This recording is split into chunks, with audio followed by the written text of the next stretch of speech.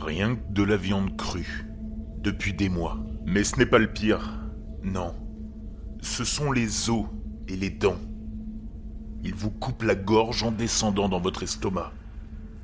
J'ai tout le temps mal au ventre. Mais je ne peux pas vomir.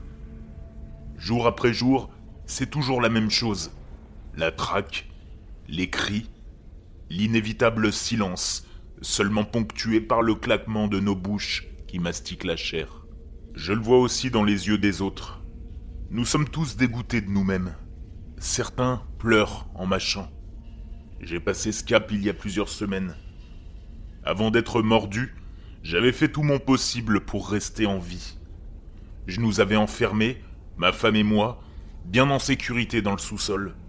Nous avons survécu à la première vague, mais nous avons fini par manquer de nourriture. Et j'ai dû sortir pour me ravitailler. Ils m'ont surpris au supermarché.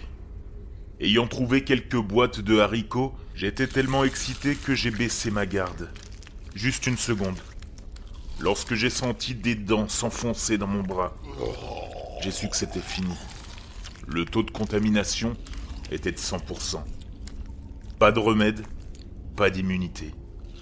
J'avais dit à ma femme que si j'étais infecté, je ne reviendrais pas, que je ne risquerais jamais sa sécurité. J'ai attrapé mon arme, et je l'avais presque pointée sur ma tête quand l'un d'eux m'a attrapé le bras et m'a arrêté. Ils m'ont plaqué au sol et ont attendu que la maladie prenne le dessus.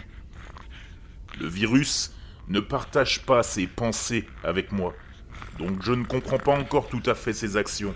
Mais ce que j'ai compris, c'est que ceux qui sont en bonne santé et forts deviennent de nouveaux hôtes.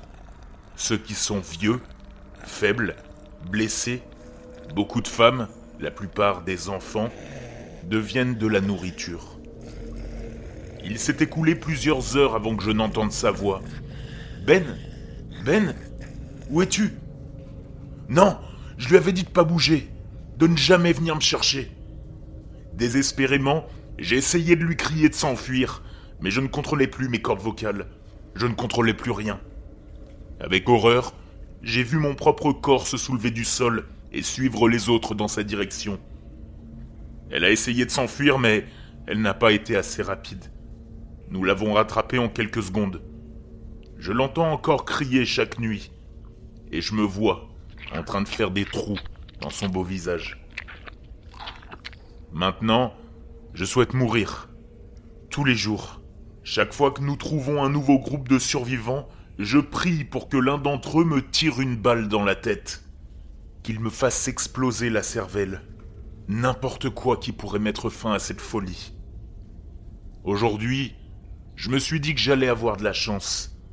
Nous sommes tombés sur une maison lourdement fortifiée, et j'ai vu plusieurs de mes camarades tomber dans les pièges placés autour de la demeure.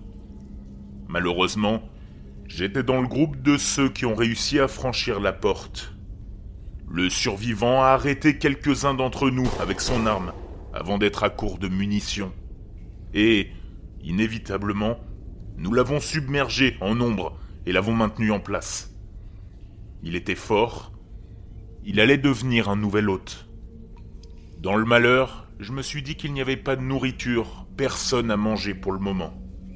Puis, j'ai entendu un enfant gémir dans la pièce voisine.